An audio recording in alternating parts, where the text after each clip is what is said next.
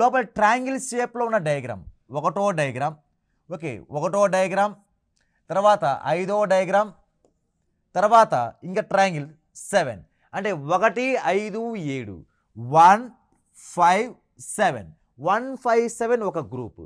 తర్వాత ఈ క్వాడ్రిలేటర్స్ సమాంతర చతుర్భుజం లేక క్వాడ్రిలేటర్స్లో ఉండేవి అంటే పాలిగాన్స్ ఉండేవి ఏదంటే 3 6 9 3 6 9 ఒక గ్రూప్, 3 6 9 ఒక గ్రూప్. రిమైనింగ్ అన్ని ఇట్లా సర్కిల్ షేప్లో వచ్చినవి ఒక గ్రూప్గా అయిపోతాయి. అంటే అప్పుడు 2 4 ఓకే 2 4 ఓకే ఇక్కడ వాల్యూ ఈ ట్రయాంగిల్ షేప్ ఉంది కాబట్టి 8 రావాలి. 2 4 7 అవుతుంది. ఇక్కడ 1 5 8 అనేది ఒక గ్రూప్ అయిపోతుంది.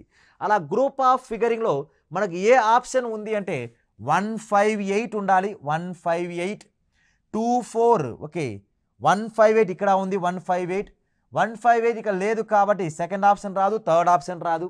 Next 2 4 7 3 6 9 is a last option, is a right answer అవుతుంది.